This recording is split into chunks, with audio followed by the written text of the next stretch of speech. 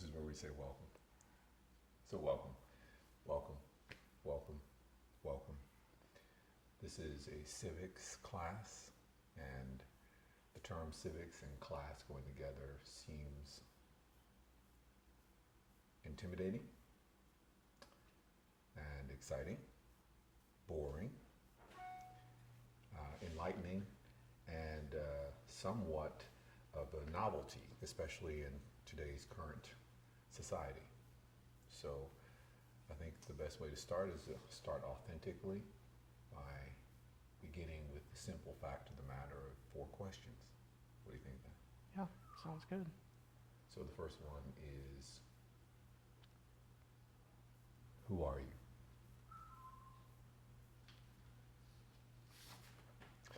The second one is, who or what are you not? So the first one, I think I play with who and what interchangeably, but who are you or what are you? Is that air okay? We good? Oh, I love that. It's perfect. So who or what are you, and then who or what are you not? Where do you live?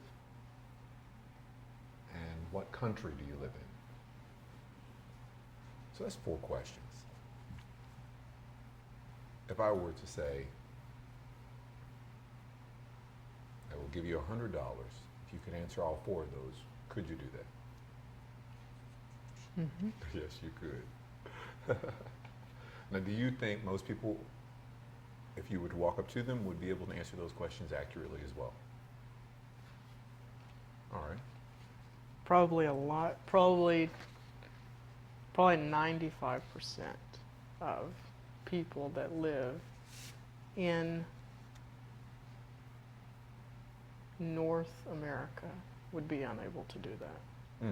Okay, and so you're beginning, you're starting to unravel the riddle just a bit, I see. So let's back up just a bit. So the first question would be, who or what are you? So let's just take some responses. So we've got, we'll start with Jason. Your first response to that.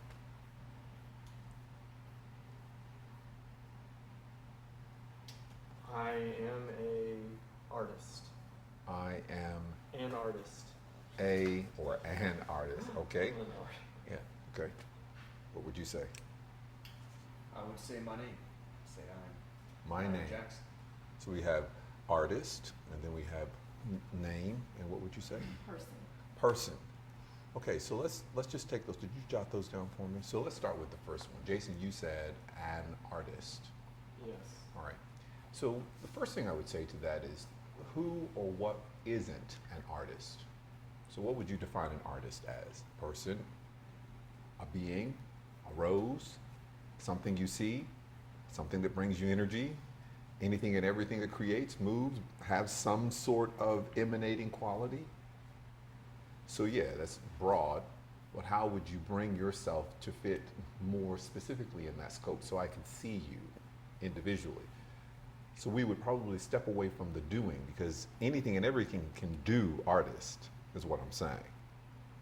So the concept of artist or any term you put after that falls into a doing, so I'd like to see how we could maybe step away from that and get closer to the essence of being. Is that all right? So I'll take the first element. So let's just take what you mean by artist and then tell me more. So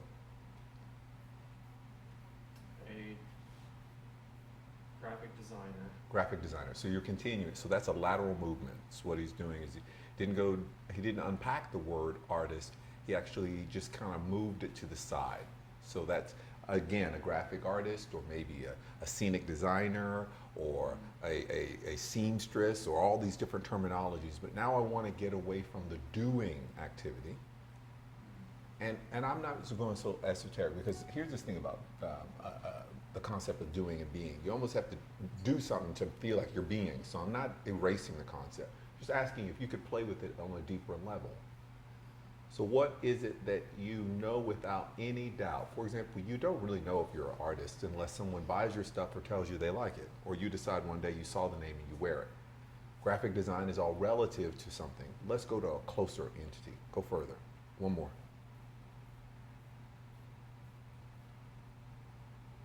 visual communicator. A breather. We can just go there. Yeah. A A breather. It's Like simple. that breather. And then from there, you have all those other pieces that you can build onto it, all right? So what breathes? What do you call this biological organism that breathes? What do you call this? A Human human. body. Okay, so we would say human, but hue, as we know, and we're going to speak legalese, is the color of. So it's not quite man, it's a version or derivative. It has a filter in front, another word or sound that changes it slightly. But for certainly, if we were to take away the hue, what would we have? Man. Man. So I'm going to start with that. Now, when you say man, I mean, that wouldn't involve male or female. In its civic terminology, you will find, for some reason, it's much easier to write those three letters and mean all of us than to continue to break it up with slashes of he, she, and the it concept. So, who or what are you? Man.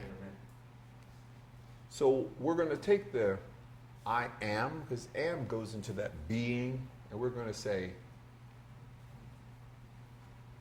man. Man.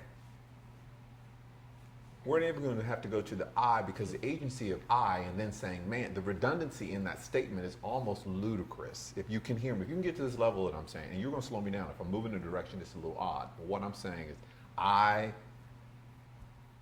am, that's a B again, man. So I basically, I, B, am. Did you follow? I'm speaking English now, your everyday English. Those, the words fit nicely into a sentence, but when it comes to actually having to richly describe the essence of who you are, man. Now listen, why would that not be the first thing that's explained to us when we interact with our public school and all of our people that come to us and educate us about who we are? They tell us we're loved, they tell us we're beautiful, they tell us that we're the first in our class, we have all these things, but the real essence of it all is, has anyone ever grabbed your face and kissed you and said, beautiful man? Because it's the truth. So own that, because that truly is where we walk as we cloak ourselves in the sovereignty that's available as the people. So you have to first establish the agency of which you speak from, your platform. All right? So the second question, what are you not? So I think that's self-explanatory from the things we just talked about. You can tie yourself in a knot and become an artist. You can use a K-N-O-T or E-N-O-T. You can tie yourself in a knot and become a graphic designer. You can come to those things really easy, all right? But still, when you undo it, what's left there? What's the smallest essence going to be left on the table when we neutralize all that there is to this biological organism? Man, all right? Now, here's the big one. Ready? Where do you live?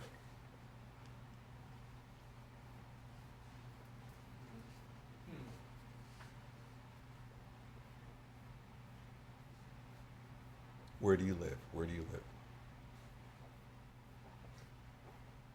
I live in North America. And that's what we heard earlier, and that's a great place to start. Living in North America, Cheater. it gives a little bit of an indication of borders. Yes. Okay, so what I want to say is where I'm gonna give this piece to this equation. What you are doing is entrenching yourself in a mesmerizing hijack of your mind. You're basically allowing yourself to say that you live within the concept of the map maker's dream. So I'm expanding it and saying that what would it look like if you felt that you lived on the ordinance or coordinates called Earth, but you actually live and have your home base in man, here.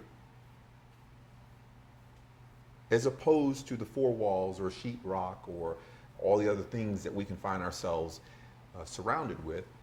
I'm bringing you to what you have full responsibility of. So this is a beginning, and that's why I believe you have me starting, is to bring your placement here to a nobility status. So never again will you say that you are homeless. There are some elements to this in your personal responsibility that I'm bringing to the table that will have you leave different than when you came, because you cannot say again that I am this doing and I live over there. Look at the disassociation. I live over there. Well, then what's going on here? I don't know. They didn't tell me. Now I'm telling you. So you take the full vested in responsibility. So where do you live here? Now, why are you not a name? Because a name consists of what? Characters, slashes on paper that when spoken make sound called word. That has nothing to do with flesh and blood. No, it's too easy for me to just tell you go along with it so you can get along with society. So yeah, call yourself this, say your name. I mean, how many times you go to a family reunion, what do they want to say? Stand up, say your name, say how old you are, stand back to back with your cousin, let's see how tall you've gotten, and now get on down the line. And if you can remember your address and your phone number, I know when I was growing up, it was like that big thing. You had really done well with your child so that they were basically protected. If something happened, they could find their way back home. Well, now we're out of that. You don't have to find anywhere. You are home. Everywhere you are is your home. You live in your body. Not in the body politics that surround you. We're not going into the fictitiousness of the state that's placed upon. We're staying with what we know to be true. And the name is just that, the name. Something that was thrusted upon you when you were not fully conscious. That now, if you're probably one of the more fortunate ones that decided later on you change your name or adopt a nickname or take on more vestige responsibility and name yourself. No, most people go with what they were told to be. Now this is really the crux of it, because that name actually is your mental coordinates. It sets the state of your mind. Think about what you feel like when certain people in certain moments say your name. It's like the program comes in. So I'd like you to divorce yourself from the concept of what your mother or your father found in a book or got passed down to them from someone else or told to name you after a favorite song that they enjoyed making you in, so that you can free yourself to the essence. Now this is getting out there, but I'm just going to keep walking with it. Is that all right? All right. So, what country do you live in?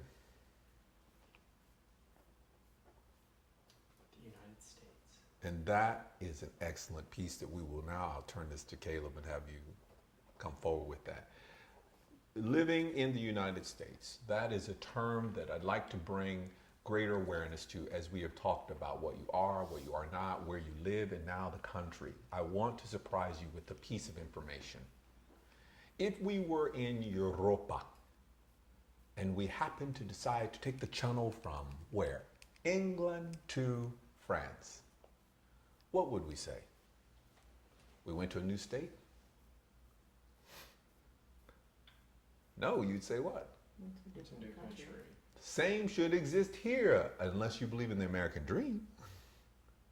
Unless you rock yourself to sleep in a new concept of sorts that allows you to believe that now over here is just a state. State is supposed to be a smaller version of a country. Listen to it in your mind.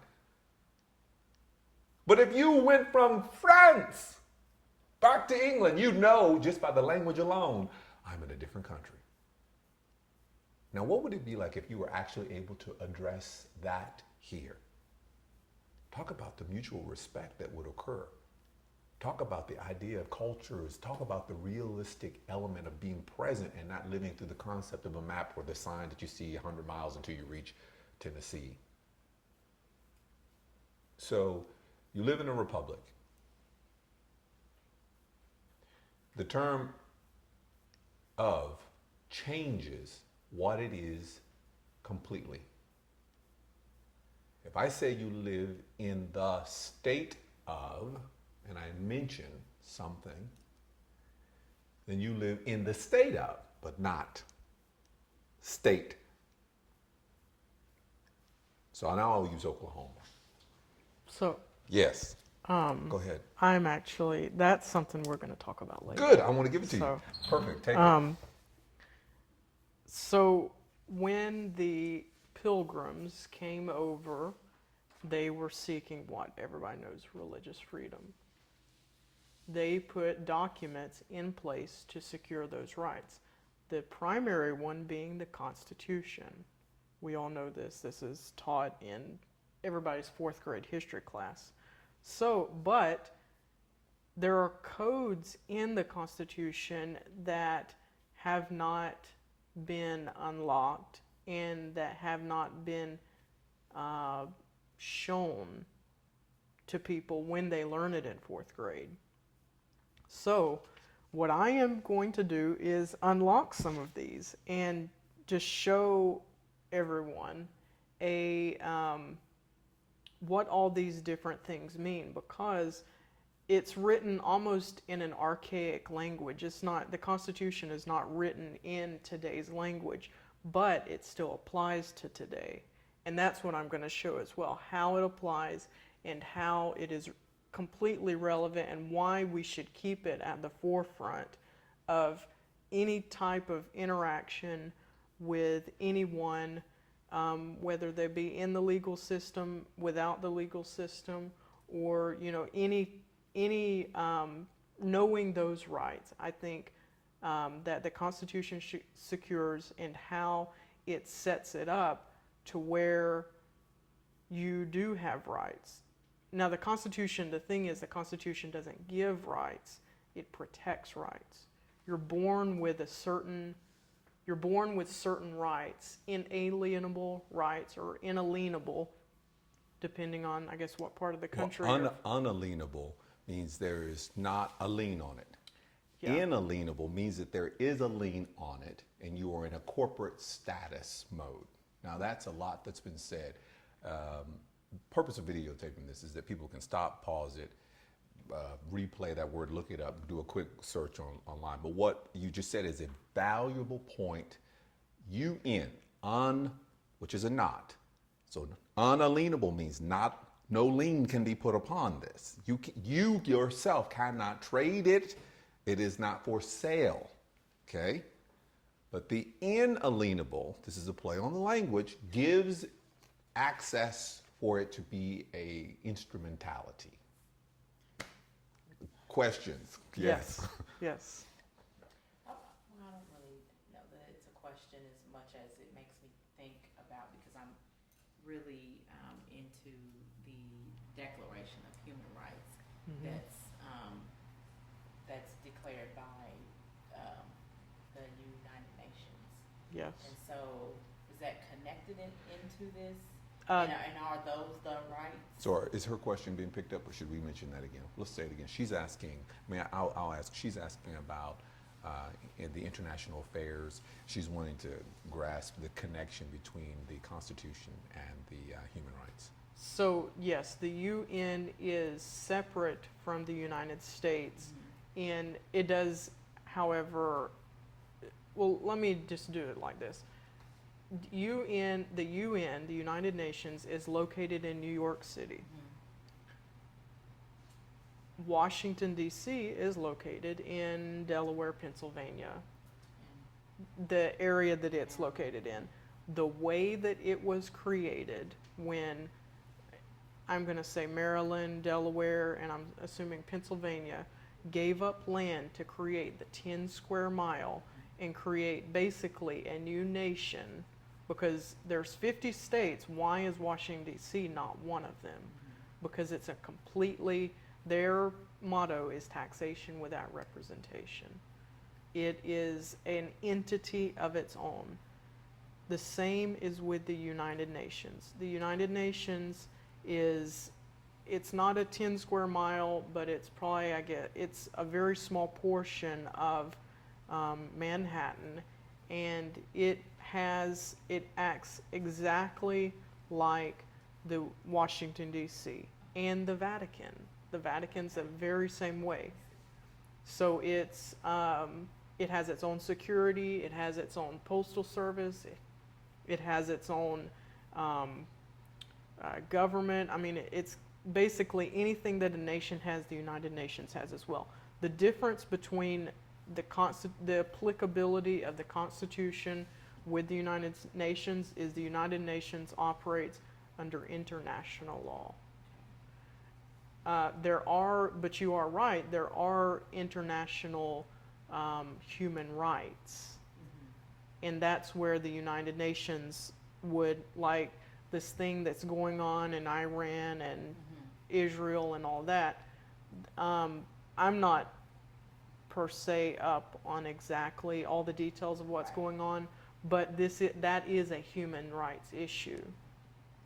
Whenever we have a human rights issue that particularly the United Nations doesn't, or not the United Nations, our state or the United States rather, their courts are not able to properly address, then it can be appealed to the United Nations.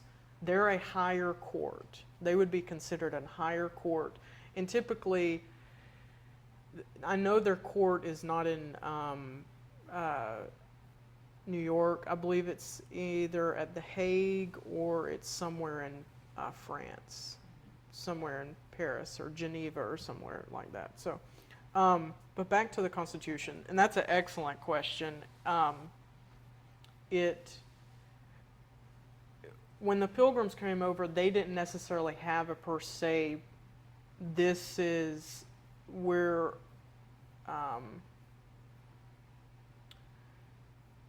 they didn't have a governing body that said these are the rights that we want.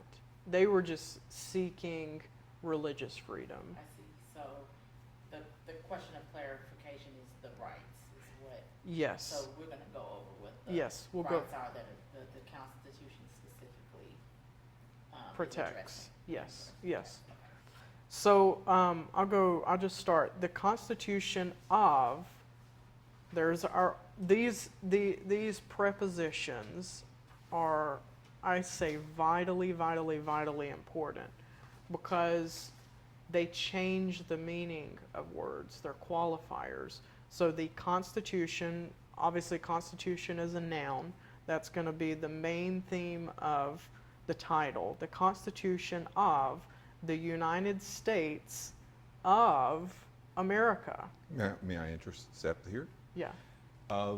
Every time you see the word of, when you're in legal world, say this in your mind, in connection with.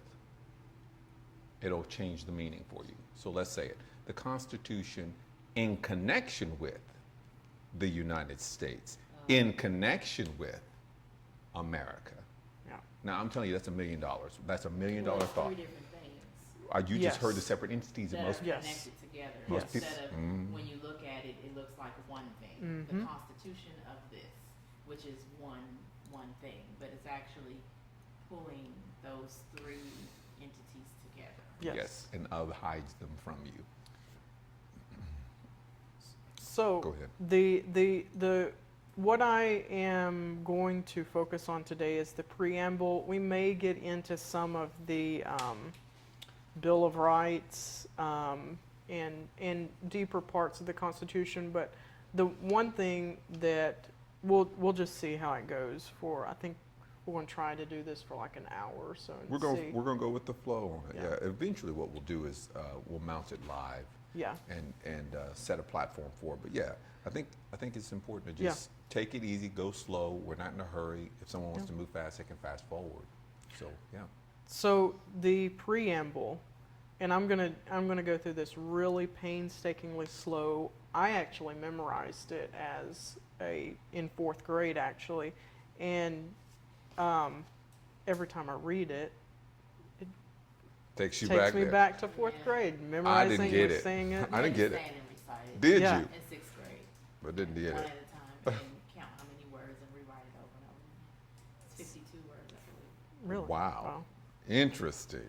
So And that's a code right there. Yeah, Wow. it is. We, the people of the United States. Okay. We, the people of the United States.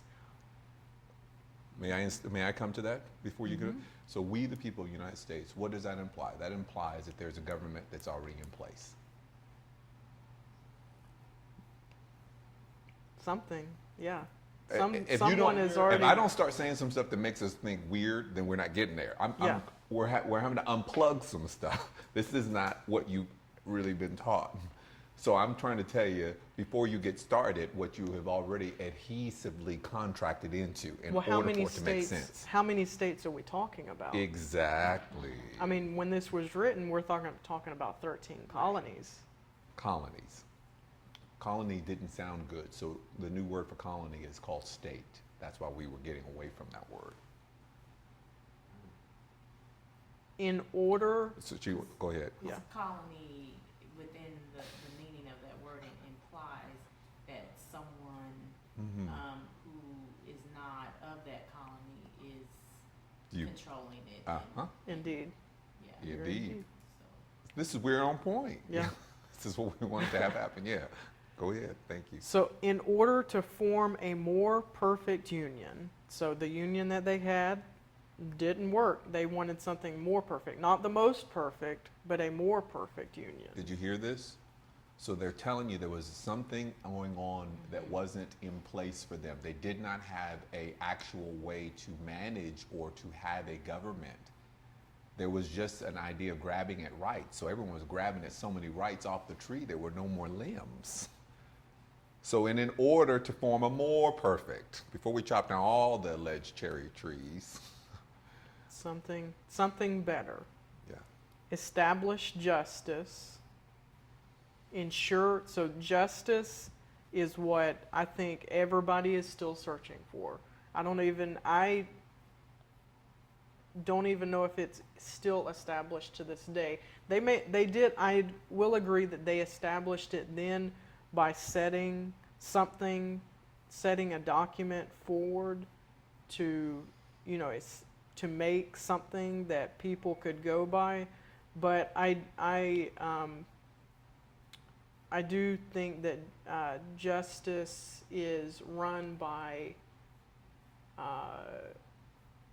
okay. more than just. Yeah, I will just say it in this way because the word can get us going for a long time. And depending upon what you're seeing and where you're reading it, you may find it online. It will be capitalized. This is just more kind of a style thing, but I want to go here. Just us meant just those people. Yeah. Now you can say it means some idea of a civil way of handling controversy. Or you can play upon the words the way they come out of your mouth, take them into three-dimensional form, step away from the definition, and get into the etymological way that it's used. And indeed, if I say we, the people, then indeed, it would not be too strange for me to tell you I want to establish justice to ensure domestic, that's us over here. It has something to do with a specific type of being. I'll say that. Yeah. A very specific, even in coloration and in religious background. Wherever we get justice, yeah. Yeah, Whomever you have to justice adhere to deprived. this concept in order to unlock the fullness of what Yeah. they're beginning to. So, bring and I forward. do want to say in these things, order is capitalized, union is capitalized, and justice is capitalized, which completely transforms the meaning because, as we know in English, those are now proper nouns. Right, right. So they're wanting us to absolutely see those. Yes. So the next one is ensure domestic tranquility, tranquility being capitalized, the first letter of it. So domestic tranquility. Now, what's backloaded in your mind is that we're going to have a war. That doesn't make sense. In order for that to make sense, it's not gonna be something coming from out there in here. It's gonna be in here dealing with in here. An internal war. I'm gonna deal with right, you because Yeah. why would you need to write that in there if it was already tranquil? because we're gonna Yes. deal with you. We're gonna civilize this environment. That would be the idea. I'm playing both sides. I don't mean that literally. Go ahead. Provide for the common defense. So there's your wartime. Everybody's got to defend themselves. Indeed. Promote the general welfare, and welfare is capitalized here. Now, what is general and what is welfare? Because that's all contingent on who and what perspective you come from. So if I say we want to promote general welfare, and I decide that we're all going to do a class on having two navels and you only have one, well, you're out. So welfare is based on if you are like me or if you will assimilate to me. Right, exactly. That's what I was hearing. These are key, yeah. Is the simulation and the propensity toward an individualistic Indeed. mindset. Indeed. Thank you. Yes, indeed. One group of people. Oh, wow. Well, so that's been around for a long time. Okay, go ahead. And secure the blessings of liberty to ourselves and our posterity. Do ordain So and that means that this is for us and our kind. This is for us and the ones that we create after us, our people. So, and here, Let's talk. So, Let's talk. If it's too weird, let's talk. Because this doesn't have to be Blessings are not transferred. We're keeping them right. right This over. pot. Well, you can buy them. secure the blessings of liberty. Because we're not perpetuate. We're not expanding No, the no. blessings. We're securing. right, The, or even just allowing liberty to be. Wow. You're actually taking the benefits of liberty. And making it into a commercial value. Right. Indeed. And one of which that will be protected even against what now you could be considered a domestic enemy. And you being anyone who has a mind to think for themselves. Now you recognize it. You're taught to memorize this. This is what you all talked about. You're Right. taught to count the characters of words. It's not to actually think what it's saying. Listen, if this is the first time you're hearing this, then we've been programmed. If this is the very first time, if any of this is the first notion that you've even taken to look at the capitalization of the preamble or even to be aware of reading it, then by all means I need to tell you this. Stop saying that you're a Christian or Jew or Muslim. If you reside, and I'm using that term and I know exactly what it means, within the United States of, in connection with America, then you owe it to yourself a civil duty to become aware and to know thyself. And the knowing of thyself is first and foremost when you read something that sets the stage, the instructions for the new Constitution that is evolved, that we now have in these amendments to change. This piece right here has never changed. And as a result, that is where we must begin. Yeah.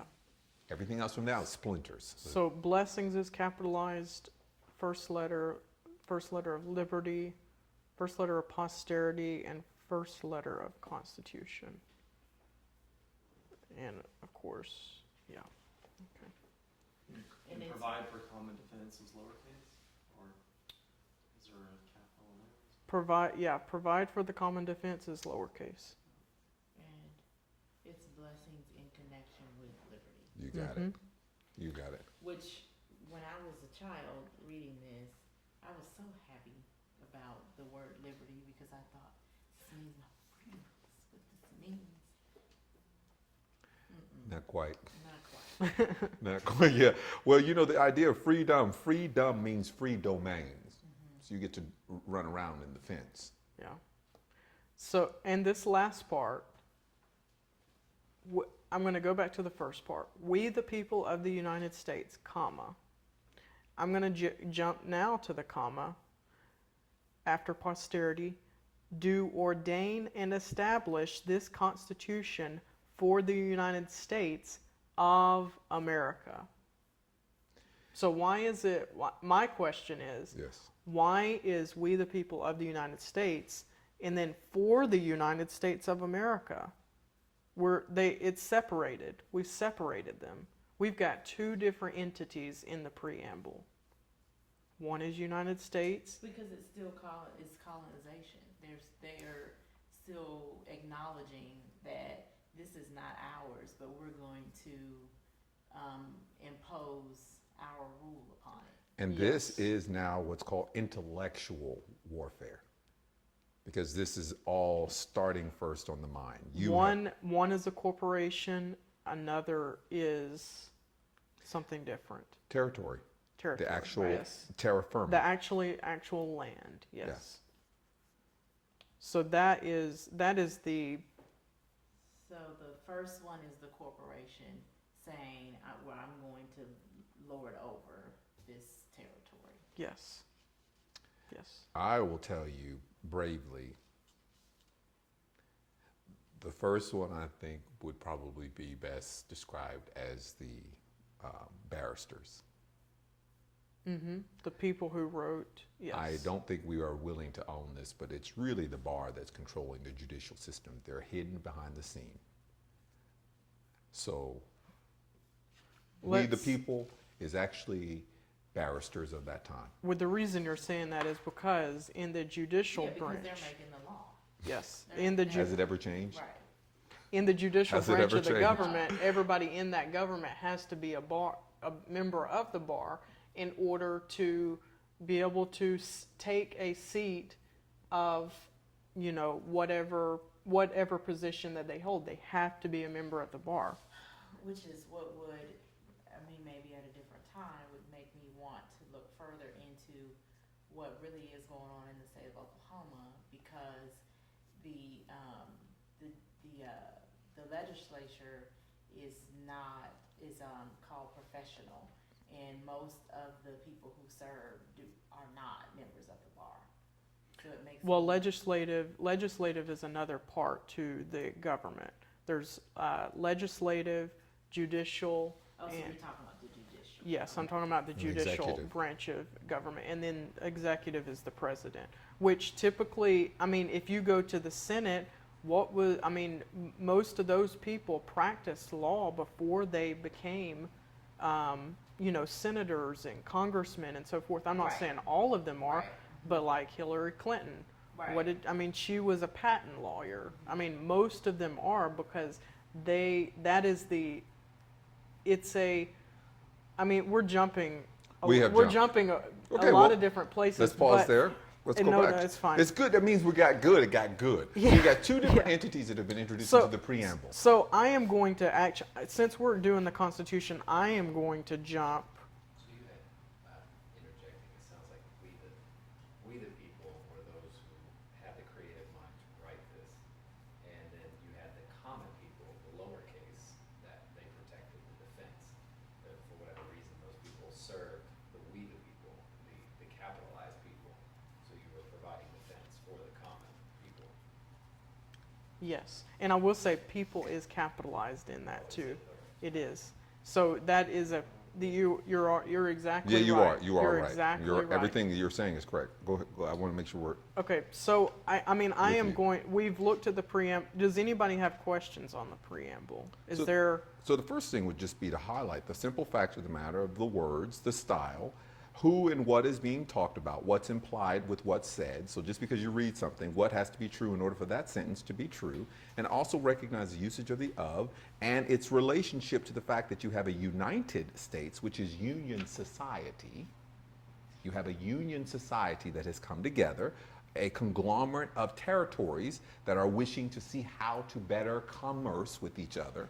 And then you have the United States of America, which is now the creation of a corporation that is allowing the Union Society, the United States, to interact legally. No. So We're gonna have to say it. We have to stay right here. We just have to do it. Go ahead. Yeah. Go ahead. So we the people. Yes. In connection with the United States. Yes. That is the corporation. And well, let's just say it. What if I were to be more creative and say, we the people, let's pretend those are people, the barristers in England, Yes. in connection with the United States, which is those people who are not willing to give up their land. So we're going to cut 10 square miles out of somewhere, and we're not going to call it Columbia. We're going to call it the district in connection to Columbia. Let's see. All right. And now those people are going to, having taken lead from us, create for them a set of voluntary slaves called the United States of America. America. I see. So actually we stand corrected. Those are three different entities. Yes, the people, the United States, and the United States of America. Of America. Yes. And they're all distinctly different. and I will say Oh, see, okay, so what's happening is they didn't just necessarily just pull some shit out their ass. Right. They brought old traditional Indeed. from a long-standing other civilization culture and said, we're Yes. going to bring this over here, but we're bringing it because they didn't let us do what we wanted to do over there. So I see. Okay. Okay, so now before you go there, because this is my sister. I have to say this in a way because she spoke a language that bears witness of information that's quite powerful. So within the Constitution, there is this concept of another nationality called MOOR, and I have to just say this quickly. Well, I haven't even. Let me just tell you what she said about the conglomeration of putting things together. That's the group or body that helped them create the government. So continue. Okay, so questions on the preamble. Any questions? Why do they capitalize certain words and then leave others lowercase? Those words that they capitalize are proper nouns. So when it's a proper noun is a name, a person, place, thing. A name.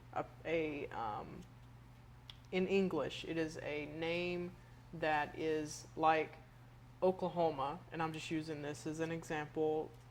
It's capitalized because it's a particular area, or it's something. Right. It's something. a representation of something specific. Yes. Not just Not just a general. a concept. Yeah, not just a general, something in a general form.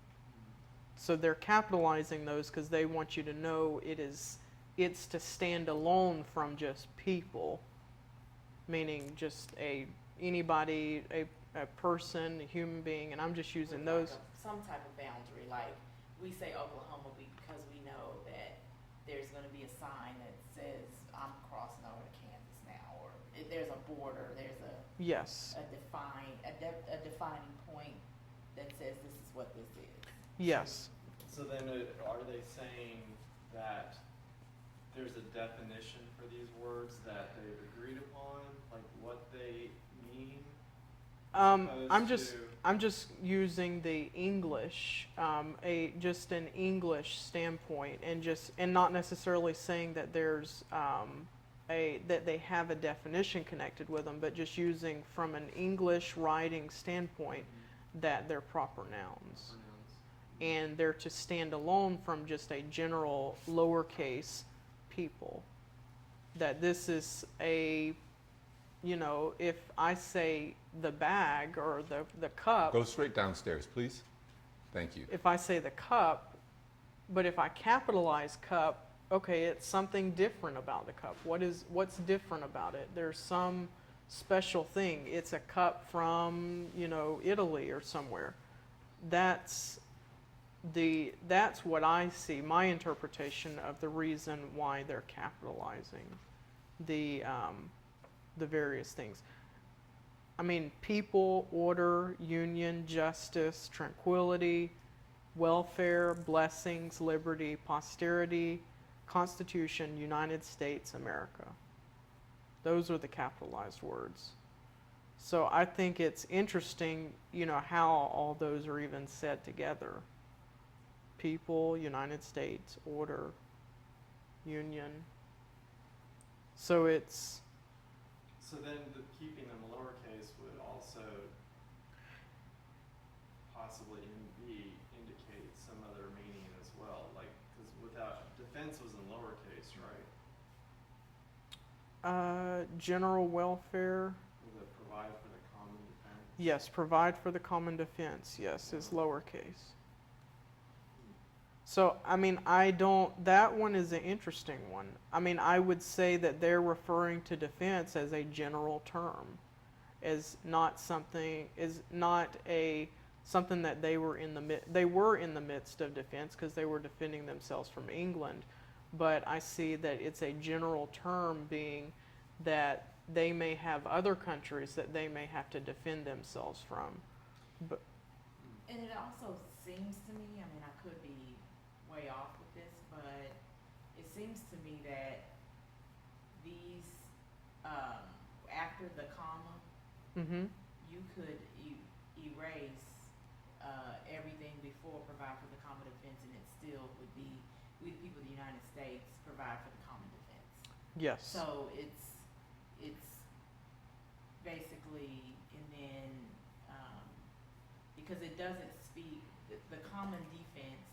Common is the common defense for we the people. Yes, So meaning it's already kind of said. that they have the right. Well, we're going then that the preamble will also lead to amendments that you have the right to defend yourself against, improper seizures and so forth. So what I believe that this is setting up is a very shortened form of an expansion for the rest of the Constitution. And it may be trying, if we say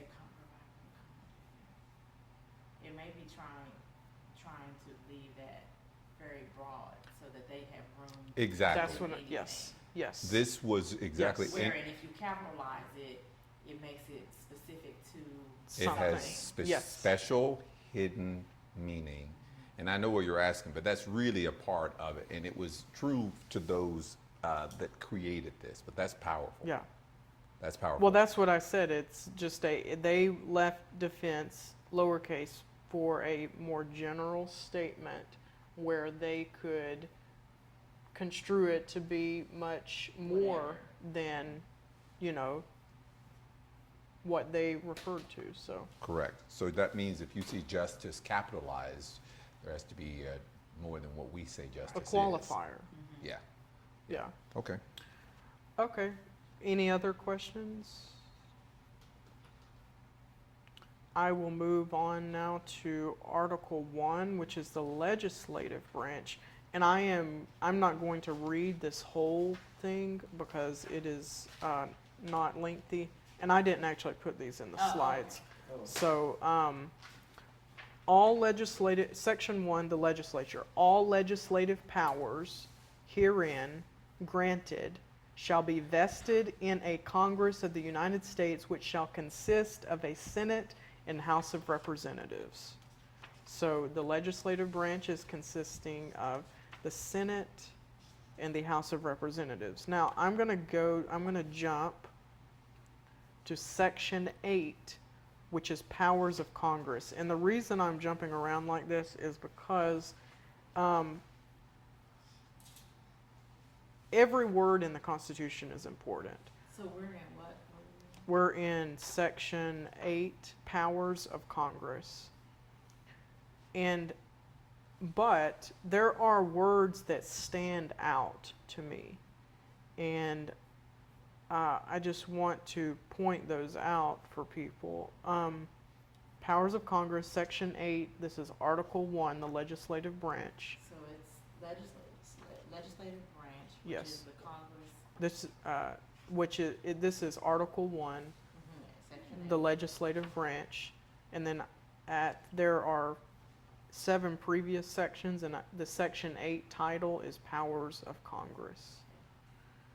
So I'm not going to read this whole thing, but I will read the very first part. Congress shall have the power to lay and collect taxes, duties, imposts, and excises. Those are types of taxes. Impost and excises. There's excise tax and there's import tax. To pay the debts and provide for the common defense and general welfare of the United States. We've got that common defense and general welfare. Now, interesting, common defense is actually capitalized here. So, and general welfare of the United States, but all duties, imposts, and excises shall be uniform throughout the United States. So, and then it goes on to borrow money on the credit of the United States. We know they do that. To coin money, regulate the value of thereof, and a foreign coin into fixed standard weights and measures. To establish post roads and post offices. Promote progressive science, useful arts. define, punish piracies and felonies. Piracies? We didn't, I mean, where did piracies come in? Committed on the okay, this is an interesting one. To define and punish piracies and felonies committed on the high seas and offenses against the law of nations. So that's where I think the United Nations comes in, is they're saying, oh, we've got a higher power that we're referring to, and we're speaking of that law that governs nations. And we're also speaking about admiralty law here, which is law that's the law of the sea. I think is a good way to point it out. Next one, to declare war, grant letters of marque and reprisal. Does anybody know what a letter of marque and reprisal is? No?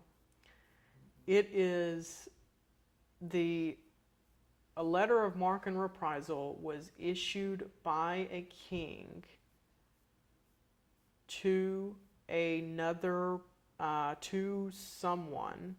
So if, per se, I was a king of country whatever, Kirby comes to me and says, I have a ship that I am needing to raid. I, as the king, would issue him a letter of marque and reprisal that would allow him to raid that ship under my authority. And it would give him the authority to do that through me. So it's a letter that gives someone authority. It gives someone authority to steal something. You're specifically about Yes. specifically Legal. This to is steal This something. is legal. Yes.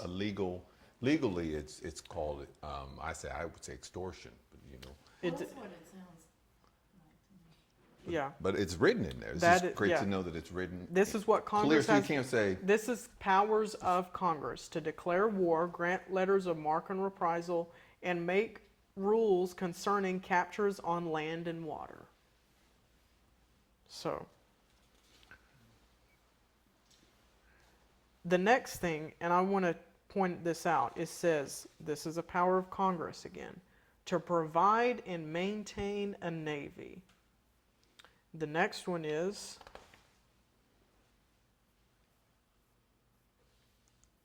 see if I can find it.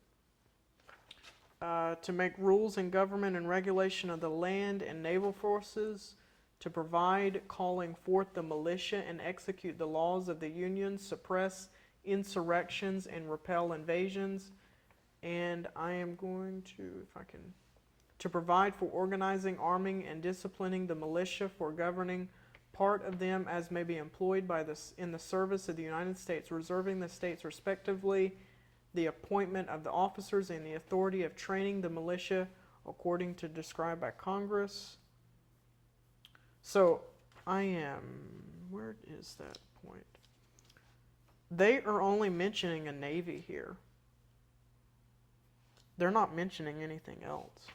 They're mentioning militia, that's the Army, but where's the Air Force and the Marines?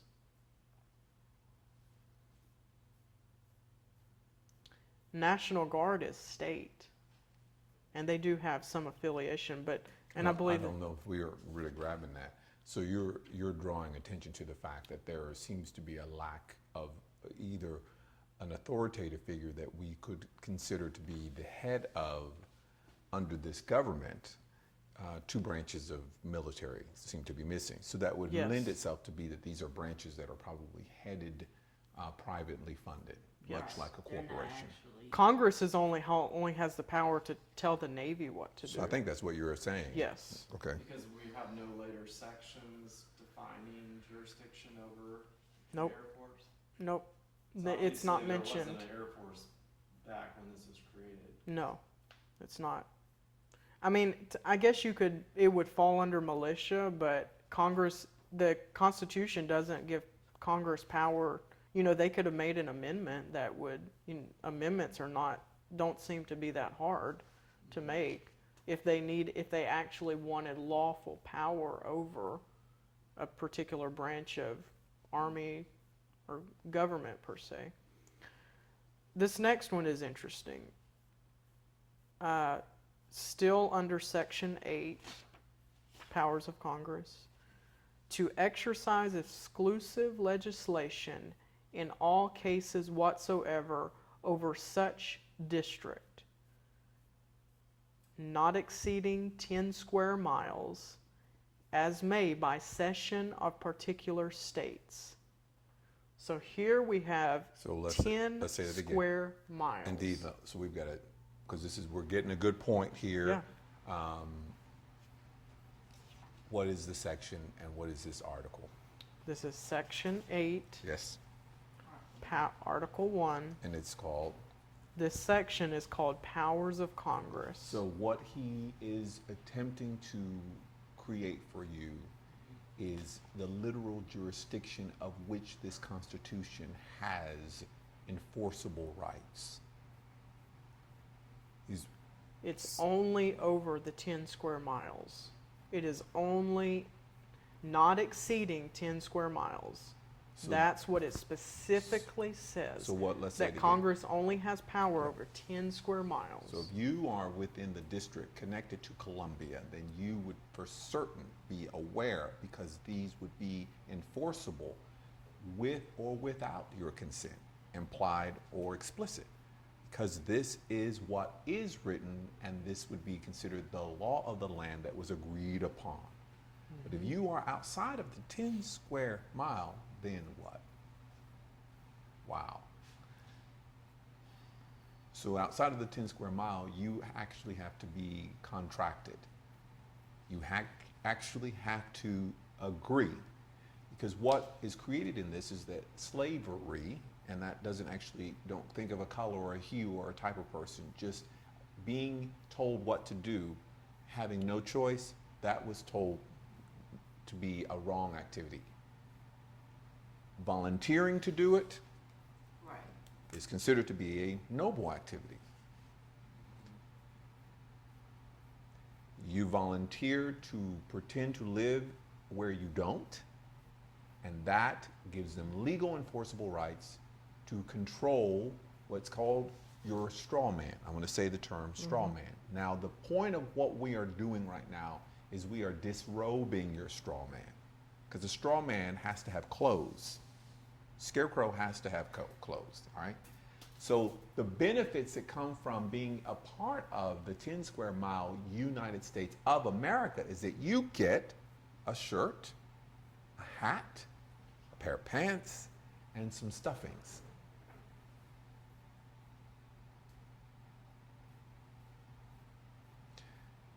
When we talked about the word person earlier, I'd like for you to take a moment. And the reason that this comes this way is because if we give it in spoonful form, think about being served a spoonful of something.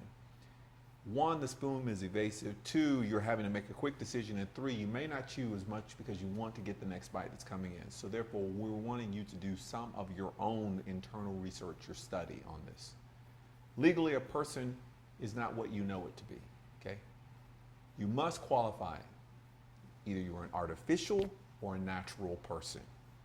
An artificial person is that which is an all capitalized version of your name that you would receive from the driver's DMV, hospital, any correspondence with any type of commercial activity, you will see your name all capitalized. Now, it has become a trend now to say that capitalization is just a made-up thing. We need to get over it because it's not a legitimate conversation. But I want to tell you, if you were to study a quick Wikipedia, that capitis diminuentos, is that how you say it, literally means that you have taken on the persona of a dead body. You have become a ward, you have become mentally incompetent, and therefore you need someone, possibly an attorney, to speak on your behalf. So no, And that's how attorneys can speak on your behalf, And because this- they're speaking yes. for the corporation per se, the other name that was created in connection with your being born. Yes. So let me say this to you. If we are all basically in the Oklahoma Republic, or California Republic, or Atlanta Republic, not Atlanta, well, I say ATL, I was going to say Atlanta Republic. You could say that. You could say it if you wanted to. But if you were in the Georgia Republic, whatever the case may be, in actuality, your legal status is residing in the District of Columbia. Now, if that's not a head trip, you're going to have to grab it. So what does that basically mean? That means that here is when it matters. When you decide to vote, simple things like how many electoral votes does the District of Columbia get? Should it get any? Well, think about it. If we all are legally living there, can you imagine? The district would basically make the call of whoever would be voted in. Did you hear me? So it doesn't do that though. Indeed it does. It does. Yeah. And that would be one for you to research. Yes, indeed it does. What I just told you said that basically your vote doesn't matter. If you have all of those who believe they live in the United States of America actually living in a 10 square mile on a piece of paper, registered as a birth certificate, then when you do place your vote, they are legally within their right to pick the one of which all of these who group together under the District of Columbia are lovingly pointed in the direction of which to decide who they'd like forward. So that would answer why is it every single president seems to be related in some sort or another. I mean, I know we are all family, but these people find a way creatively to be second, third cousin removed. This is a really interesting phenomenon. Okay, I'll say it differently. You would have to do a slight research on this, but there is a school of thought that says that every president that has ever been has had some bloodline directly related to the Queen and the Vatican. Now that could be a big semantic, but we do know one thing in particular. These people are allegedly being voted in, but we're not being told where they're being voted in and where they live. They seem to be voted in to be the president over 50 states, but they don't live in one. So They live in something called the District of Columbia in the White House, but they're supposed to be the leader of where you say you live. Yes, go ahead. So are you saying that we're all legally,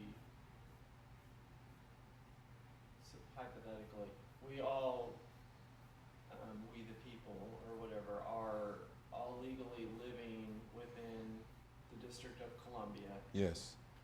and that when we have elections, the people that are in Washington DC actually physically there who decide to cast their vote are casting their vote, but those of us outside living physically somewhere else are not actually getting our vote to the where they're being counted, where they matter.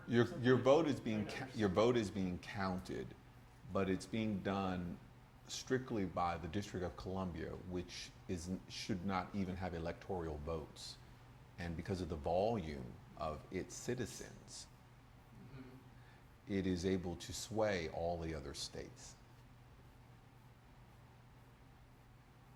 The mathematical, and I'm not getting into if you like this one or that, or do they vote for that or this. I think what I'm basically saying is that they've eliminated the need to have to really count any votes and not have to have legal recourse, because it's written right there. It's just what you just read, 10 square miles. Why would you hear 10 square miles? Why 10 square miles? I'll tell you another little secret. Any watch ads, commercials where they have a watch, still print ads in particular, let me rephrase that. The watches are usually on 1010. That 10 is really an interesting number. There's a lot of hidden societies, they're not hidden, but they've come forward in the making of this country.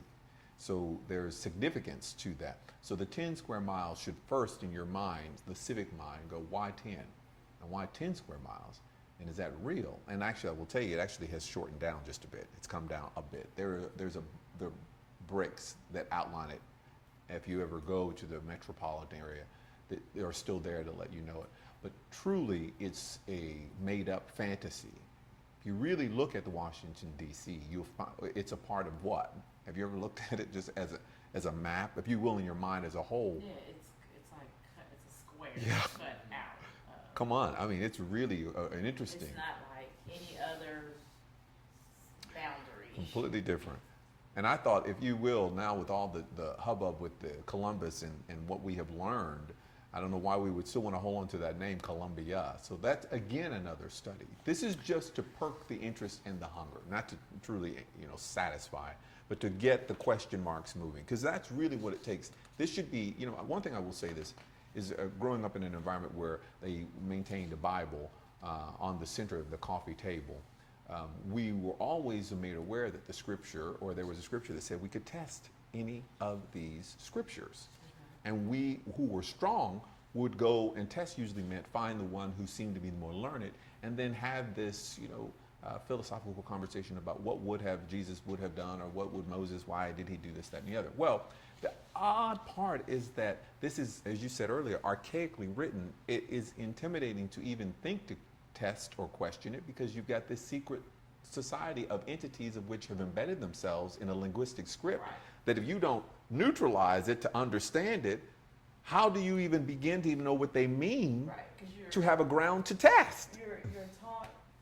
Well, I'll say I feel like I was taught, like, if I had 2 glasses of water, the way these scriptures work and all of this is that I could actually just take this full glass of water and pour it in this full glass of water, and even though this one was full, something about the truth of them and the way they come together, that it would just receive this other glass, so you'd be able to pour this one and that one and pour that one and this one, and it would still just come out to be a full glass of water. And so therefore you get confounded Yes. by that. Yes, yes. One of the confounding points, and how are you feeling? I have an element I can talk about, but I think we need to just keep going through this. okay, got it. I'm going to turn the table to you. So Go ahead. now I am at section 10, prohibited powers of the state. This is still Article 1. And I'm going to read the whole section. No state shall enter into any treaty, alliance, or confederation, grant letters of marque and reprisal, there you hear it again, coin money, emit bills of credit, make anything but gold and silver coin a tender in payment of debts. This is a huge part, because the money that we have, Federal Yeah, it's Reserve not in notes, it. it is not tender. It is not gold or silver. So if we are paying a debt, we can only do it, and if somebody is paying a debt to us, we can lawfully demand it in gold and silver.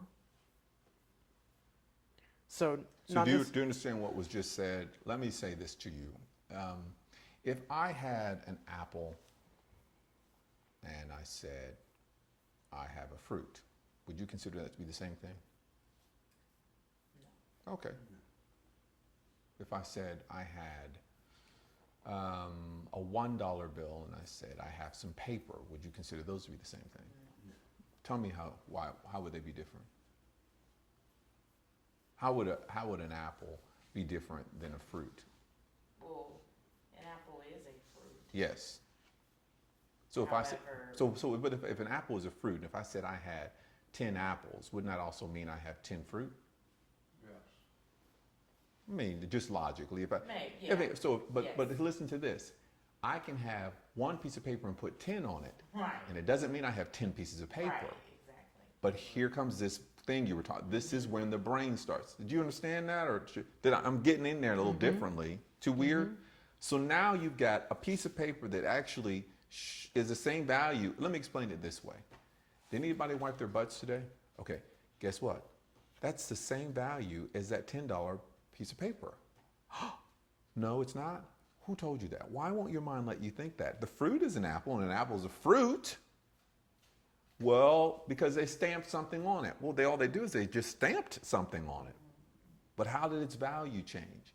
Is it more gold, more silver? It really didn't. Oh, you mean just more ink? Yeah. Oh! Did you hear me? So,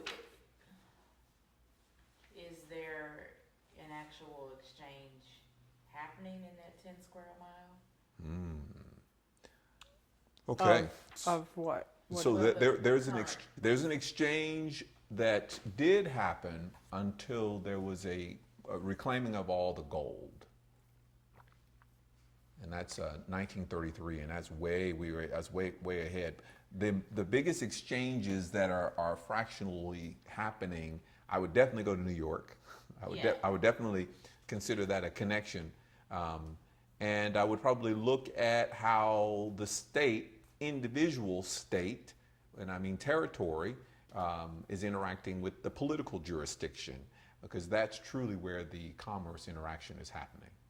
So there's a kickback in those two areas. But go ahead. I thought I would just throw that in about the money. Yes. I have a question. Yes. And I'm trying to see if I can Yes. get it clear. So, some people said, we the people, and came collectively together and said, this is what we're going to do about this territory. And I know there's been a long-standing history where this has been in place, and now we're here. Yes. And so, I feel like I'm hearing a bit of a dichotomy. Yes. And I'm wanting to kind of Okay. clear it up. Are you saying that now we are the people and we can claim some of these things and hold accountability, or shall I see myself outside of this, or since I live within it and how am I supposed to be interacting? See, she's back to it again. I have to say what I was going to say. I know we're just going to have to go with the flow. We're going to have to go. I know where she's. I know what she's saying, and I know what's going to bring a resolve. She's wanting to know Well, know I herself. mean, I can't. That's fine. That's I'm trying that's to the figure out piece. Who am I? How am I supposed to interact with this? Because I hear you saying, and see, I can interact with people and hold them accountable to this, but then Well, and that's on where the other hand, it sounds like it applies to a Well, 10 square mile, It and does. I'm not there, so that is where I mean, I wanted to get to the Bill of Rights today, but it seems like we're going a different direction. So I actually can get to that and explain exactly how we hold other people accountable. okay. And the reason is the next slide. Okay, here we go. So an oath. Every officer, every public officer, Yes. that is a police officer, that is a judge, County clerk. that is anybody who holds a public office takes an oath. And this is what an oath is. And this is actually from Black's Law Dictionary. If you have a question about what a term means in common language, go to Webster's.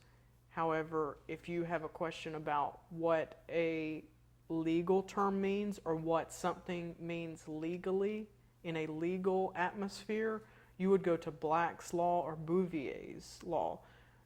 Black's Law is what most state courts will use. Bouvier's is what the Supreme Court would use.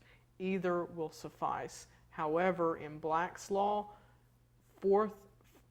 first through fourth edition only for us. Reason why is because first through fourth edition, those editions are the truest. For which first and fourth, for which? Black's Law. Black Law, or- How do you spell Bouvier? L. Somewhere. Oh, you said the L already? BOUVIER. No, I didn't say L. I don't think it has L. Bouvier.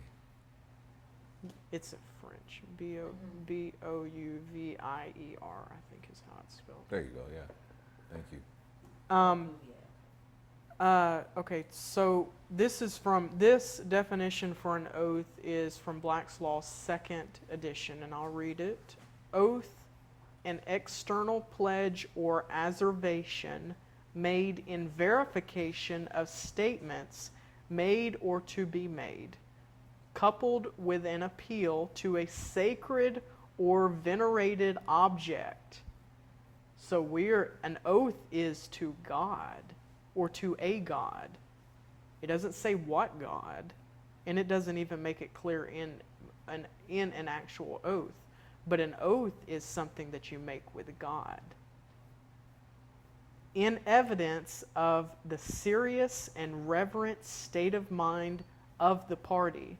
So when these individuals make oaths, they're doing it. There is a ceremony that these people do have for oaths. Why? Because they must be in a serious and reverent state, not in some, they must be in a steady state of mind. So the oath is something that says that you are already going to decide before you get to something what you're going to do no matter what. And if a common reasonable person would look and say that this possibly should be altered or changed, you would not do that. You would stay true to your oath regardless.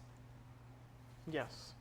So this is one of those things that's said really quickly, and people want to hear, oh, you have an oath, and they'll take an oath, they'll raise their right hand, they'll do it really quickly. And one of the power points behind the oath is it usually also follows the showing of your palm. Yes. Let me continue.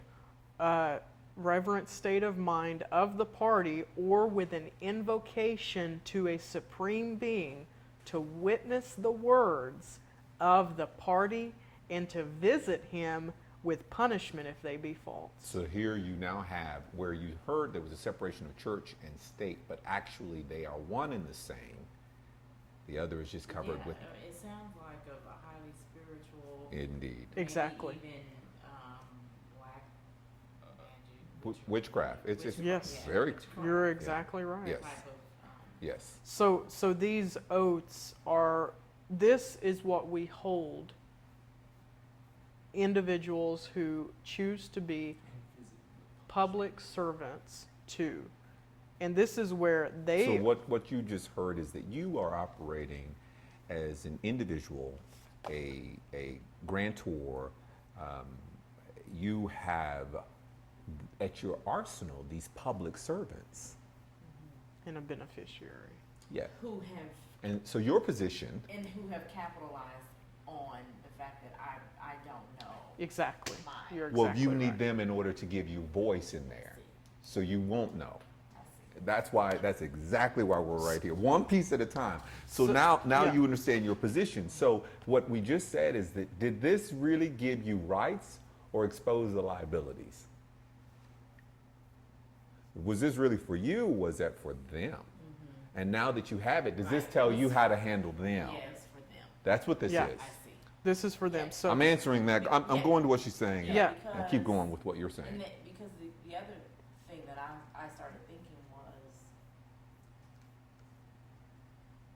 let's see, 1, 2, 3, 4, 5, 6. The 6 of us could sit here and do the same thing Indeed. if we so chose. Indeed. So it's not like these are some special people. Mm-mm. They just found a way to come together and put this in place and exert enough power Indeed. and I don't know, killing or whatever they did Yes. to make sure that it stays. Yes. state, yes.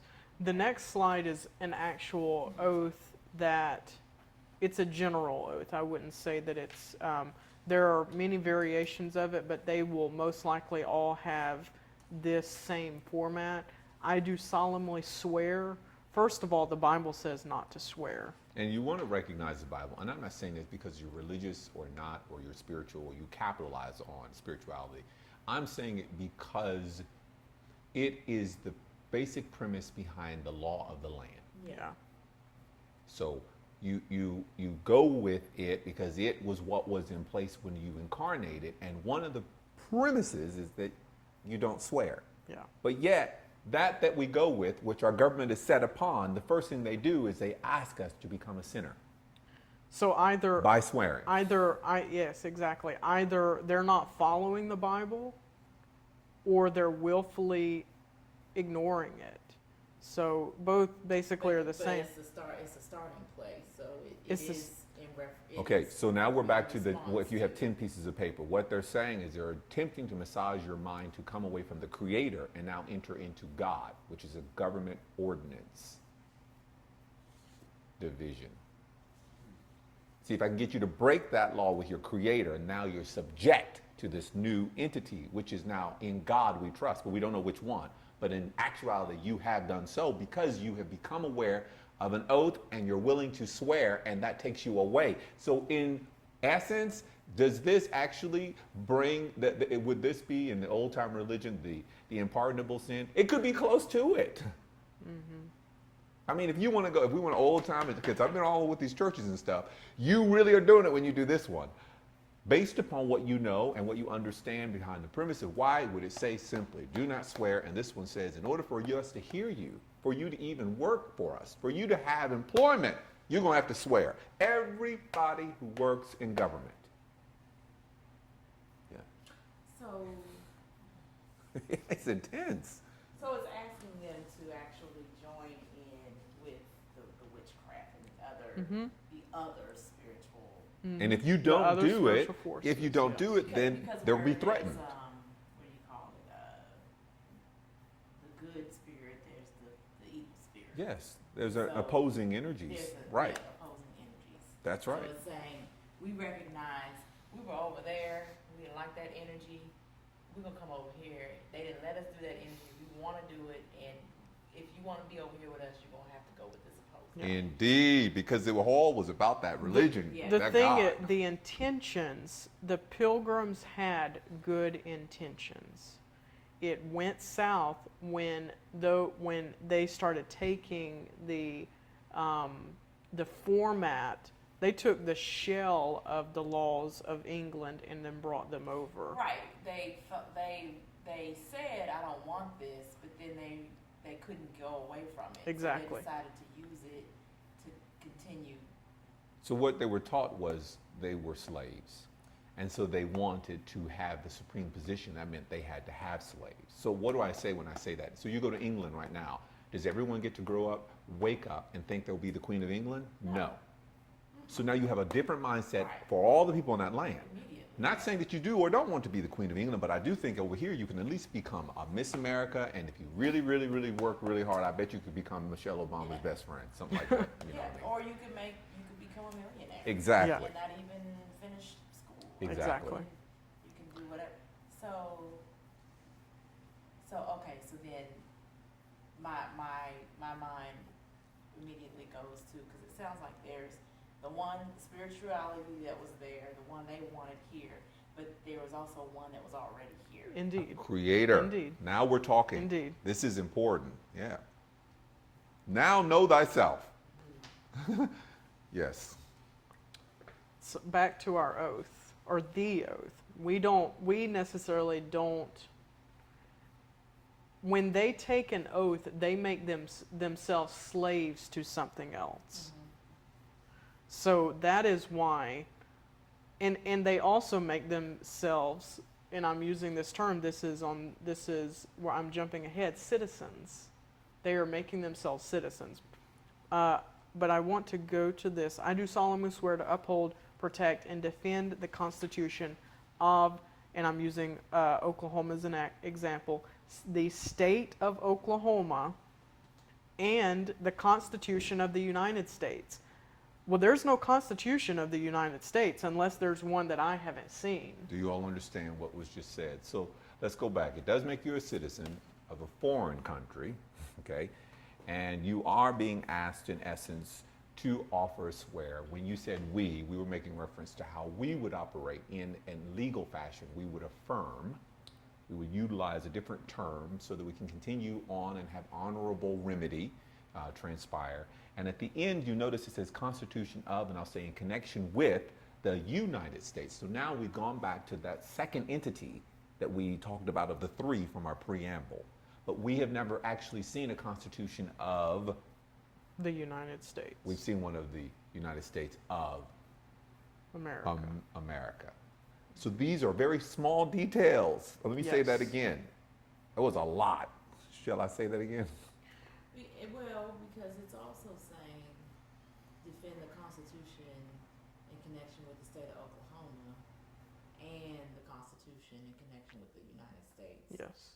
So, And the state of Oklahoma here is a corporation that is registered in the Republic of Delaware, Okay, or so the you- state of So Delaware. listen closely. Let me tell you what you just heard. You drive down the road, you see a fast food restaurant. whatever name comes to your mind. Now let's just call it the state of Oklahoma.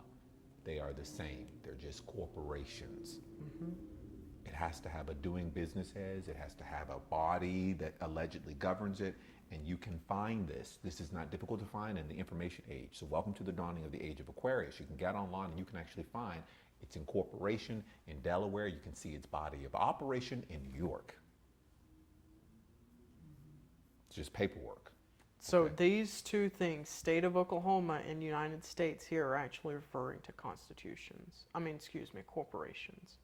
Yes, so you are now solemnly swearing to a corporate body, Yes. okay? Who don't have, they have bylaws, but they don't have constitutions. So they have the color of, they have the color of the cloak of authority, but they don't have legal enforceability unless you consent. Yes. Well, what would how would, or how does, or maybe this is the homework, is how the Constitution of the state of Oklahoma differs from It doesn't. whatever this Constitution is of the United States. It doesn't. And if it does, it may be a word or an article off here or there. But So it's the same as this? it is very close, yes. It is very, all the states have a constitution that is mirrored off of the United States. So when you had the 10 square miles, it was originally done so that new states could be formed without having to be pressured of being on another territory. So once they got their stuff together, they would go to the District of Columbia, and the District of Columbia would okay it, and they would become a brand new state. Here you are. Right. The problem was that the district was supposed to be dissolved once all of the land was taken up, which, by the way, people don't know this, we are not 50 states any longer. Just say that. You can't. Okay, go ahead. Go ahead. The state of Oklahoma Constitution is very, very similar to this Constitution. And I necessarily haven't seen any, per se, section that it differs. Now, it is not easy to find a original manuscript of it. You've got to go down to a law library, or you've got to do a little research online and find it. It's not easy because they have changed it. So you want the original Constitution of the state of Oklahoma. Does it have a publication date that you're aware, or? It's 1906, I think. 1907 is when the state of Oklahoma incorporated, and it was right before that when they actually established And it. those changes are really important. I want to double back to the fact that you talk about Black's Law, and the fact Black's Law is a key element. I just want to say that word again. I'm not going to jump forward, but the first and the fourth edition are important because it will have case law. First through the fourth, so Yeah. it could be 1, 2, 3, or 4. The Four others editions. after that, the other editions actually have They quite a bit of changed. Yeah, changing, and they changed them. you will walk away with Some mixed. some people even say up to the 6th edition, and I think I've got the 8th or 9th edition on my iPad, but it's just for a quick reference. The thing about the 2nd edition is you can get it online, but it's like, I'm guessing words, what this says and what that says. So having a book, the actual hard copy form, is ideal Yeah. for those editions. Yeah. So, Guessing like as to the meaning of the words, or what the word actually says, because it's hard to see it, or? it's Oh. The way that like a it's U may be a P, and it completely it changes what the word says. So this oath, I took this from offline, Okay. but I corrected the spelling of these, but there were probably about 5 or 10 words in here that were not what this actually says. So it's not correct in a sense. The online version is not correct because I think what they did was they scanned the image in, and when you Oh, I scan it see. in, you get P's that should be used, or The way The software, the way they, Yeah, 'cause they auto. hand wrote and it is exactly it's the way they wrote it as well. oh, You're exactly right. So that is where you can't necessarily copy and paste or say, oh, this means this. You kind of have to do a little research to get the exact definition. So, but was there something? I guess we'll just go to the next slide. This is United States.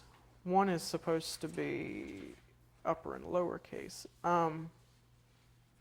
These are 4 different United States, 4 different versions of United States. Frequently, you'll see the U.S. A lot of from medical forms to voter registration to passports to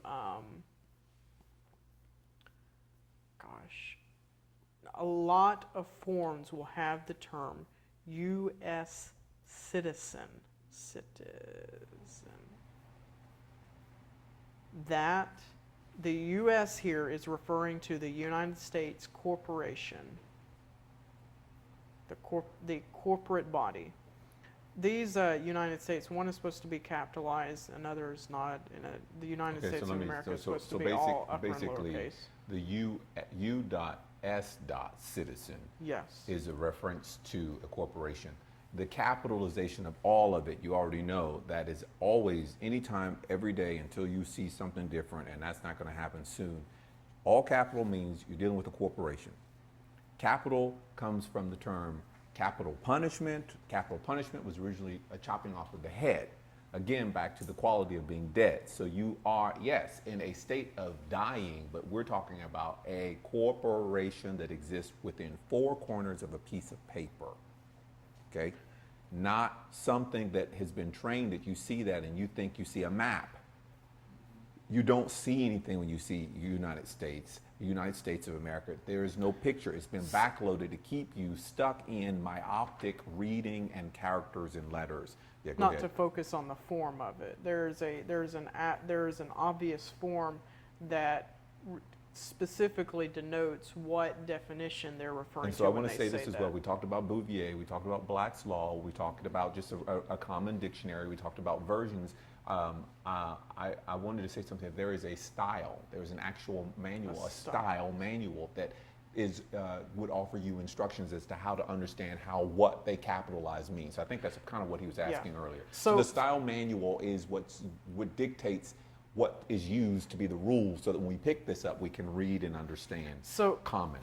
All of these are corporations, even with the of America, because it's in all capital form. It is still the corporation.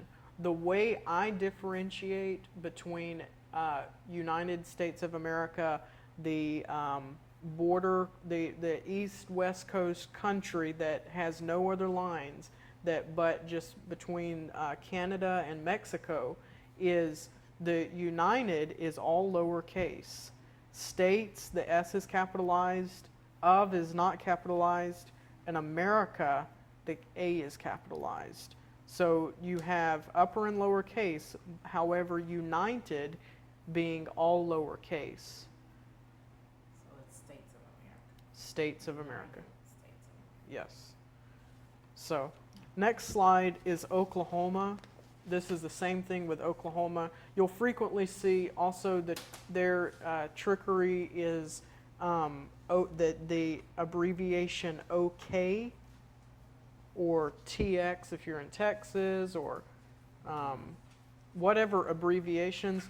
Those are corporations. Or a federal enclave. That's another term. Yeah, it's a federal jurisdiction. That's a clear indication that you are not dealing with the territory that you stand on. Yeah. You're dealing with the one that rises and is in the figment of our mindsets that's created. That also has connection with the zip code. The zip code is something federal that they made so that anybody having a zip code, you do not have to use zip codes. You don't. No, you do Right. not have to Yes. use zip I know codes. people who don't use them. And zip code stands for Zone Improvement Program. So it was Yes. an idea to improve upon the land, to put a federal web, which if you notice a dollar bill, the back of it is all a spider web. So to place a web, and argue the spider or the fly, I'm not going to keep going there, on top of an idea and get you to believe it. So Yeah. therein, Dorothy says, we're not in Kansas any longer, we're in KS. So, and I will show you the way I differentiate. If a zip code, some people still want a zip code. However, there are 2 characters that you can add to it. It's brackets on either side, on both sides of the zip code. What this does anything in brackets says that it's not there. Brackets indicate it is not there. So if I wrote a sentence and I put brackets, you would, for all intents and purposes, Still read the sentence. you'd read Yes. it, without but it you would being- whisper that in a side voice. You would Yes. go quietly, and then you go. It's just kind of built into us in this culture to do that. So it takes it away from the body of the paper or the Yes. nation, the four corners that it's on, and it makes it an island. So you are meeting honorably with those who still feel a need to have a federal enclave. Yes. So the zip code would be in brackets, and I think I'm jumping a little bit, but I think giving logical meaning to the usage of this will give more reasoning behind why I'm talking about it. Oklahoma Republic, this is not a corporation. This is the territory, Oklahoma Territory. Again, territory back that to the is- public. Yes, the Yes. territory that we are currently on now. That is the actual land. Or your country. Yes, or your country. Now, don't try that, because I have said that to people and they looked at me like I was They're silly. crazy, They didn't yeah. understand that. But it is, you remember we talked about France and England. It is your country, so there would be a terminology. Now, this would probably be the better part of taking you another 12 months to incorporate this into your language. But if you could, I know you would be the talk of most people. If they ask you where you actually are and you said Oklahoma Republic, you would be true as opposed to the lie. Yes. This is really interesting because they have really done a good job. This is of brilliant, isn't it? Creating this farce because we're the only place. This is the only place on the globe that has this format. Yeah. Because even the islands are the Republic something, Yes. or the such and such Republic, Dominican Republic. It is what it is. It is what it There's is. no other place that tries to name separate things and then tie them all together into one big Yes. thing. Exactly. And not let them be individually what they are. I will Yes. say this, you did mention islands. Yes. The United States does have islands. Yes. The U.S. Virgin Islands, Yes. Guam, Puerto Rico, Puerto Rico. Right. Samoa. The Samoa. American Samoa, Yeah. and I think there are others. If you live in those islands, it's just like living in D.C. We went to the U.S. that's Virgin what it Islands. seems It is identical to living in D.C. It is federal territory. Everywhere you go. It doesn't say this in the Constitution, but the other laws that they have passed say it. Yes. Because they're not states, they're territories, and D.C. is a territory Yes. because it's not a state. Yes. Those are all wrapped into it. I digress. When writing an address, you would write out the word Oklahoma in upper and lowercase, and that would give distinction between the corporation here. Mhm. If you have more room, some places only will give you room for 2 letters. I still write it out because usually the zip code will be right beside it, and you can squish the zip code down a little bit. Okay, so what you just heard is that you are now interacting where you will not see paperwork that's designed for you to fill this in because your domesticated intellectual environment has limited us down. So you now are recognizing when you are called to actually give truth, your truth will have to make room on that paper, which means begin to see how to write outside of the lines. Because this is not going to fit in. It's been condensed so that you won't do it. So now you recognize what you just said is that even if I get a space for only 2 letters, you are not a federal enclave. And if you cannot write the 2 letters, or if you only can write about 3 or 4 letters, put OKLA, period, or dot, an ellipses. An ellipses, it means that the person who wrote it knows what it means. So only you can say what it means, Yeah. no one else. That's a powerful piece. So those are ellipses, dot. Only do 3. I think people text Only and they do do a lot 3. more. Yeah. Now, let me talk about the validity of this really quickly because we're not saying because you put okay that now you have become a citizen. And if you do use the full upper and lower case, that you now have this protective cloak around you. What we're saying is that when you do legal proceedings, ignorance is of no excuse, and the letter of the law is exact. We're also now speaking of the nature and the intent that's behind it, which needs to be indicative in how you put together your briefs or your pleadings, or how you position your paperwork in an affidavit form. So this is where this comes into play. But the practical application is to take a look at how we live and what we've been told, what we've blindly gone along with, and now what we can think about and consciously digest for ourselves to create for our own independence. Yes, I have 2 more slides and we'll Perfect. be done Go very ahead. quickly. The next one being citizenship. The definition according to Black's Law, I think actually this is citizen. Yeah, the definition is for citizen. So listen to the term. Citizenship literally means you're in a boat. Okay? Yeah. Well, don't. Okay, stop, go ahead. Stop. This, Because it's not, it's citizen, right? Okay. Not Yes. citizenship. this definition is for citizen. So The take one the that, ship off. yes, take the ship off. In general, a member of a free city or jural society possessing all the rights and privileges which can be enjoyed by any person under its constitution and government, and subject to the corresponding duties. This is Black's Law, 4th edition. So, just wanted to, they're saying rights. You can enjoy privileges and rights. The privileges. That's an interesting term. We won't go over it today, but we will the next session.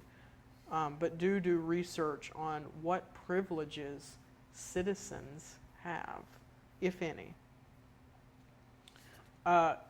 This word right here, civitas, that's in parentheses, is the Latin where this word citizen is derived.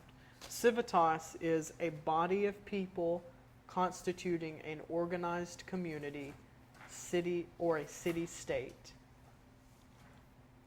Citizenship, status, rights, privileges, and responsibilities of a citizen. And here we have broken down citizenship. And that's where you were saying. Yeah, indeed. What we talked about earlier, being at high sea, admiralty, jurisdiction, and those are some big words.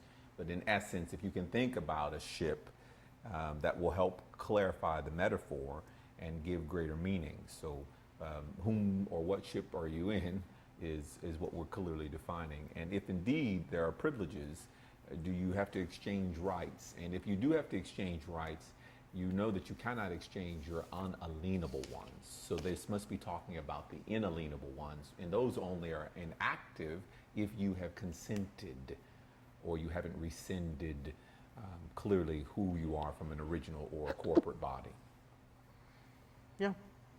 Well, I think that's all I have. Okay. Is there any questions, or that's... Questions, or would you just give us some feedback on what stood Feedback, out yeah. for you? And thank you for making this happen. What gives them the authority to be able to automatically, I guess, I don't know, make you a citizen of this 10-mile whatever bracket? Well, it starts at a very interesting point. When you were born, most people are born in hospitals, probably I'd say 80% of people, and it could be more or less, I don't know. You were given a birth certificate, or your parents actually filled out, I stand corrected, a application for certificate of birth. That application, they gave you a name. They said, this is going to be your name. And then that application was then converted into a birth certificate. When that happens, that birth certificate is it's immediately, it's held for 3 years by the state. Your parents don't claim it. They don't know to claim it. And then in that whole time, when that birth certificate is created, an account is made as well. A account where on the stock market somewhere it's made. And money is deposited into that account from the state, basically like an allowance. Money as in commas and zeros. So, but with that part, May I where insert? that is Yeah. in there some kind of form of law or whatever that gives them that jurisdiction to do that particular It's consent. that. It is your parents' consent. Because you're an infant, they're acting on your behalf. Okay. It so, is. So may I go Yeah. there? So very quickly, you have the birthing process. It's not the parent. Parent is what we get in the government. It's the mother. So the mother is considered to be an informant. Now, modern birth certificates don't say that, but if you look back even 10 years, informant means that you are a vessel. The mother is a vessel. She births, B-E-R-T-H, docks. The doctor then receives cargo. This cargo, not being of the age of maturity, is then signed over. In exchange, they give a name to the government. The government then in exchange gives the parent a birth certificate. Yes. The parent a birth certificate. And that begins what's called the private adhesion secret contracts. And you are, until about 18 years of age, considered to be a status of a minor or minority. That's the true term, minority. So that birth certificate is actually printed on banknote paper. If you go back to your birth certificate and look at the bottom, it'll be on either the left or right hand corner. It'll say National Bank paper or National Bank note. That is how you know something is really, really, really up, because that birth certificate is being sold. Your parents didn't claim it, so they didn't claim that certificate and that account. So the state said, oh, they didn't claim it, so it's abandoned money. Yes. So then the state claimed it, and so every year they get money on that birth certificate. Yes, and it starts at the hospital because now it's about a $5,000 immediate payout for the hospital in that transaction of creating that adhesion contract. So that would be somewhat of a response. So that is the initial step to being a citizen. Not only do you get a birth certificate, you get a social security number. That is or social insurance number, a SIN number. I think I prefer that. That's what Canada uses, but I think I prefer that term better because I don't necessarily know if it's security or not. But that number also people don't know the usage of that number, what the laws say, the Social Security Act say that if you use that number, then you're a citizen.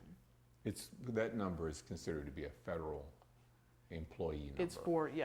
It's designed for federal employees. So I want to stay to, now this is where I'm going to ask you to flow with me, okay? Because I appreciate what you're saying. I want to answer the question quickly because we'll go very long and then we'll kind of forget where we're going. So the key points are so what we're hearing is someone say, I'm a little frustrated with hearing this.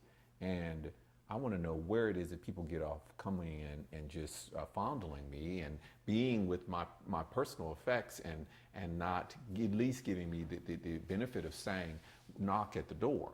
Yeah. So in essence, this was what is all through your consent. The initial thing is to figure out where you're consenting to it and then either rescind the consent or stop consenting. So in essence, this is between the mother, literally. And it has to come first with what's called womb science. And informing and educating the mother will bring about less of these types of adhesion contracts. Now, it's not that we don't know, because we all know something happens at 18 in this land. And there's a whole, I won't go long, opportunity you have at 18 to rescind all that.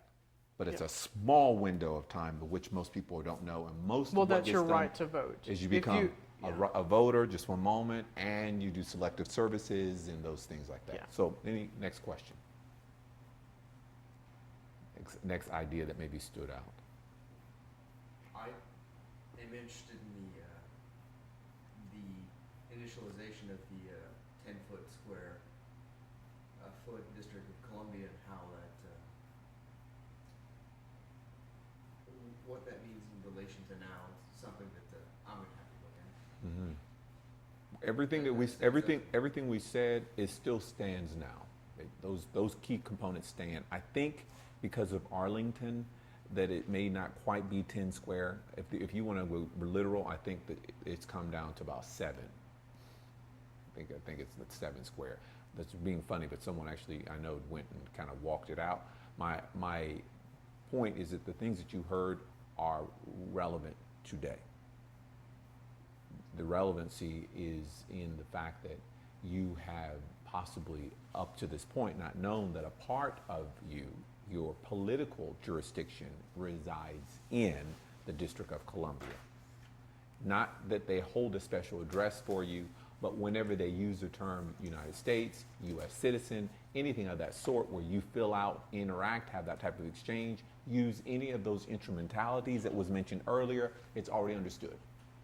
It's just an understood thing where you are. So I would think I'd throw that in there just so you can hear it. Any other thoughts? Thank you for being present to us in this rigor. This is really mentally, I want to say, you're supposed to feel, oxygenate your brain, take deep breaths. It's an intense journey in an area of learning. Learning, it means hearing the unexpected. Yeah. I think the main thing for me, whenever I've thought about this, not necessarily from a constitutional standpoint, but whenever I learn about what happened with the indigenous people and the natives, I've often thought about what would motivate people to do what they did. Like what's behind it, and then how do they go about exerting this type of power? And so I'm interested in the spiritual connections that seem to be looming. Indeed. involved. Very true. Indeed. Well, I will say, and you read that script that we went through, I didn't realize that we would get railroaded the way we did in a courtroom, but there is and for lack of a better term, a demonic aura when you walk into that building. So let me say that demon meaning less of degrading the man becoming less, and it's geometric shapes that you're actually interacting with that are designed to lock you in the lower parts of your brain. Yeah. And so yes. Right. So. And it So it made me think when Jason was asking the question about, well, what is it that allows them to be able to do it? Well, part of it is conformity. Yes. And keeping people Yes. in that Yes. state Yes. Mhm. over a period of time. I'm not going to question it. Right. I'm going to go to the hospital. I'm going to have this baby Right. because I've been told That's that what it's unsafe to do it any other way. That's right. And so Mhm. therefore the nurses, because I've seen it, Yes. work really hard to make sure that you are filling out those papers, and you're not going to leave the hospital Until you get it. if you don't do it. That's And right. They make Mhm. it seem as if you can't. You have no other Well, choice. Well, I want to tell you Yeah. something. Choice. Do you realize that the hospital is just a step away from a prison? Because once you're on certain floors, you will find Right. out And magnetized doors You will have not to buzz open for in you. and out and- right, you have to have. If they don't give you a okay to go, you Right. don't leave. And they will take your baby and keep your baby back behind somewhere, and you won't be able to get to your baby. Well, the moment you step out into public with your child, and if someone were to think that your child were being handled in a way that is indifferent for them, you will find out quickly that your child belongs to more than just you. Mhm. And when they say it takes a village, they weren't talking about mentoring. They were talking about capitalization. Well, that's where the birth certificate comes in, and that that is where they actually legally own the child, Yes. or they own the name. Yes. But then they try to associate with that name Yes. with the actual person. So you have Was the there name. a certain time, I guess we keep going back to 1930s maybe, is that when this whole system of creating the account and selling it, or whatever with the birth certificate? I want to say, like, Al Price probably does not have a birth certificate. The reason why is because they hadn't established, it's probably in the 30s or somewhere where they started issuing birth certificates. So earlier you said something about railroading. So we had an opportunity to experience the gift of being in a courtroom. And this is not something you do unless you actually know for a fact that there is a remedy to be found. So remedy is found in the law. It's just knowing that you can be in a space to reveal it. And in that, we discovered that there are subversive linguistic tactics that are used, obviously, with this double-edged language and legalese to lessen your ability to see or to know anymore. For example, you believe it's an eagle, but it looks like a phoenix if you think about it, if you look at that emblem of sorts. So the person, Al Price, that you're talking about is I think the term would be, I think it's octogenarian, which is a person between the ages of 90 and 100, and he comes and takes tap dance. But one of the things in particular we haven't gotten into a lot about, but he has talked to us a bit about briefs and his experience with law, is that he may actually have been subject to a birth certificate because the live record of birth was initially supposed to be kept in a Bible in a home, and babies are supposed to be made at home. They originate at home, supposed to be, if you will, born in that space as well. And that is the actual term that the state does have, but they keep. It's the live record of birth. That's completely separate. That is the antithesis to the birth certificate.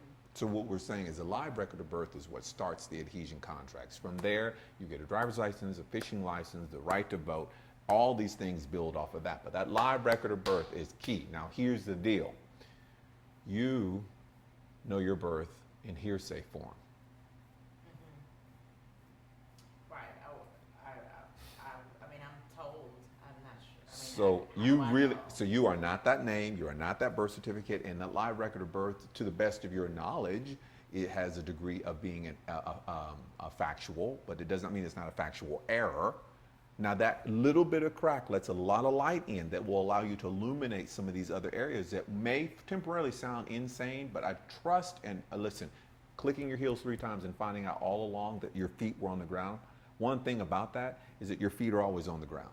So it doesn't matter what's being said around you or what's being shown around you, where in actuality are you emanating yourself and your energy from? It's from the ground, the territory of which you stand, and that is where you start. You won't get off detoured. Your mind won't get detoured if you can stay connected to that. We got into the birthing process saying really quickly, you know, the ultimate thing is not to say do or don't go to a hospitality place. If you find that going to a hospitality place to have your child come into this world is ideal, I want you to think in relation to ensure that they maintain contact with the skin and their first love is not acrylic or plastic or stainless steel. Now, with that having been said, I think we made it. No. Wow, we made this happen. Thank you, Wes. We did it. We're done. That was it.